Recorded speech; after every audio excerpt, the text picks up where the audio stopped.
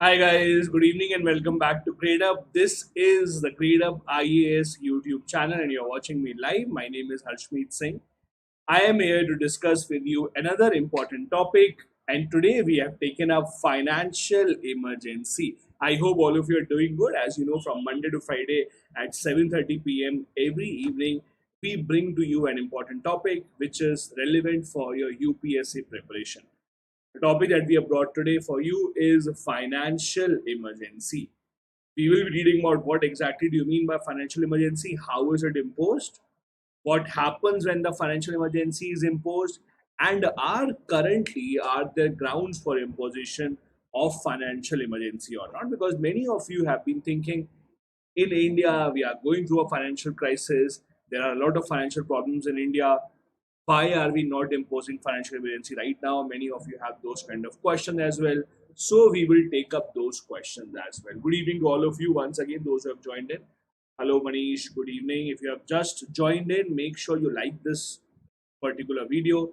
You also subscribe to the Gradeup IAS YouTube channel. Now, as you know, there are a total of three types of emergencies that are mentioned in the Constitution.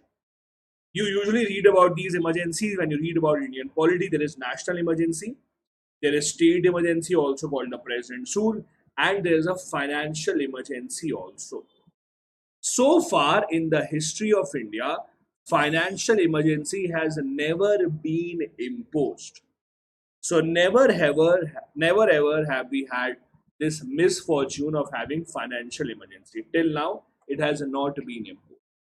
However, ever since the COVID crisis started in 2020, the economic activities of the country are at an all-time low.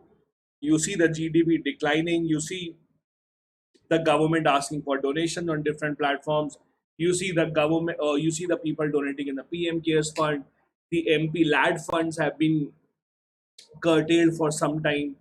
Even members of parliament, even the president, vice president, etc., have decided to donate their salary, which obviously means that India is going through a financial crisis, and there is no doubt about that. In such a situation, when we are going through such a terrible financial crisis, the question is it time to impose financial emergency? Is it time to right now say, right now, the time has come, we want to impose financial emergency? Would it help in imposing, or would it help in getting the control back if we impose financial emergency? These are the things which the government has to consider. Now, recently, our finance minister, that is Nirmala Sitharaman, pointed out that the government is not planning to declare financial emergency anytime soon. Now, in the Constitution of India, as I said, there are three types of emergencies that are mentioned. National emergency under Article 352, President rule, also called as the state emergency under Article 356, and then there is financial emergency of Article 360. Now, what exactly is the reason for imposing financial emergency? The reason is if the President of India is satisfied that in the current situation, the financial stability or the credit of India or any part of its territory is threatened. So, if India's financial credit is in danger, financial credit means, for example, let's say we have taken a loan from outside and we are not able to pay it back. We are just not in a position to pay it back. Manish will discuss that on Monday. So, that is when financial emergency is imposed. Before the 44th Amendment, 1978, the law was if the president has declared emergency of any kind, you could not challenge it in the court. This was the law till 44th Amendment 1978 was introduced. The 44th Amendment 1978 changed this. Introduced by the Janata Party government, the 44th Amendment 1978 now changed the law and said that the proclamation of financial emergency is open to judicial review. Means now if the President of India declares financial or any kind of emergency, and you think that there is no reason for imposing that emergency, you have the right to challenge it in the Supreme Court.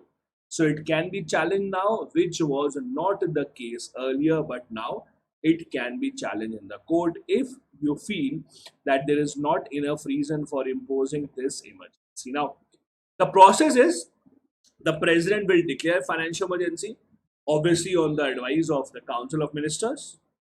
After he declares it, both the houses of the parliament have to approve it within 2 months. So, within a period of 2 months, both the houses of parliament have to pass this resolution by a simple majority. The interesting part is once the houses have passed it, it does not need to be repeatedly passed by the parliament. No. Like national and state emergency, for those two, after every 6 months, the parliament had to pass the bill, right, to continue the emergency.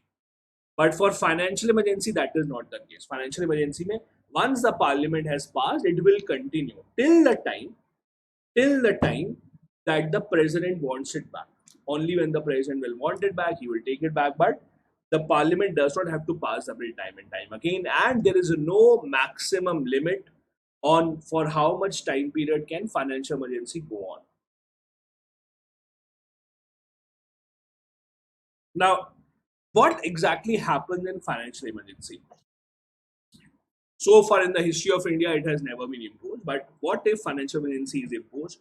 What will happen if financial emergency is imposed? Number one, the center government would have the executive authority to give financial orders to the state government. So now the state governments would get most of the financial orders from the center government. That is, the central government will then control the finances of the entire country. They will decide how to spend the money. They will be the one who will advise the state government or who will order the state government how to manage your expenses. Second, the money bills also, even those of the state legislature. When the state legislature, the state assembly passes a money bill, they send it to their governor to sign. The governor can reserve those bills also for the president of India. Under usual circumstances, the governor cannot send a money bill to the president. When the state legislature passes a money bill, that cannot be sent to the president under usual circumstances. But when there is financial emergency that is ongoing, the governor of a state can reserve even the money bills of the state and send them to the president of India. So that is the second big change. Third, the salaries of many people or people working in the state can be reduced. In fact, even during COVID, the Telangana government decided to cut down the salaries of their employees from 10 to 75%. The president, in fact, can also issue orders to cut down the salaries of people working in the union government or even judges of Supreme Court and High Court. Now, the judges part, that is the decrement or the decrease in the salary of judges of Supreme Court and High Court, that is very, very, very unique, because when you read about the Supreme Court, when you read about the High Court, there is a point that says that their salary cannot be reduced except during financial emergency. So when financial emergency is imposed, their salary may be reduced by the president's order. As I said, when financial emergency is imposed, India becomes a unitary country where central government has full control over financial matters in the states also, so that the financial situation of the country can be improved. So far in the history of India, the government has seen many financial problems. In 1991, India was under a severe financial struggle, but even then we did not impose emergency. Even during COVID-19 situation, we have been under a lot of financial stress, but government still did not impose emergency because the government thought that in these situations, imposing emergency will not really help out in any way. That is why the government decided not to impose emergency, because it would not have any positive significance or any positive change in the running of the country. This is what you needed to know about financial emergency. Gradeup has introduced a new sale for a few days on the occasion of the Environment Day. For this sale, you just need to use the coupon code NATURE45 to get 45% off. NATURE. NATURE45 is a coupon code that you need to use to get 45% off. This is just for a few days. If you're planning to prepare for the IAS examination, you can do so with the experts from Gradeup. If you are preparing for 2022 or 23 or even 24 courses, make sure that you take Gradeup Super subscriptions. The IAS course at Gradeup has over 500 live interactive classes, over 500 notes with structured study plans, expert faculties, mock tests, PDF quizzes, and a lot more. These are the faculty members. I'm sure many of you have attended their classes. You like to see their lecture also. This is me, Harshmeet Singh. I teach polity, governance, and international relations. These are the other faculty members, and I'm sure you would have taken their classes as well. We are also on Telegram, as always. As I keep on reminding you, join the Telegram channel. Channel's name is Gradeup IAS Preparation. Thank you so much for joining, guys. Download the Gradeup app. I will next see you on Monday. Hello, Pavi. Manish has a question. Pensioners' money also stops in emergency. Manish, it may. We don't know the complete details because this emergency has never been used. Only when the emergency is used, when it is imposed, only then you can get to know the real details of what really happens on the ground. So until it is practically imposed, it's difficult to say how much salary or whose salary will be cut like that. Thank you so much for joining in, guys. Bye bye.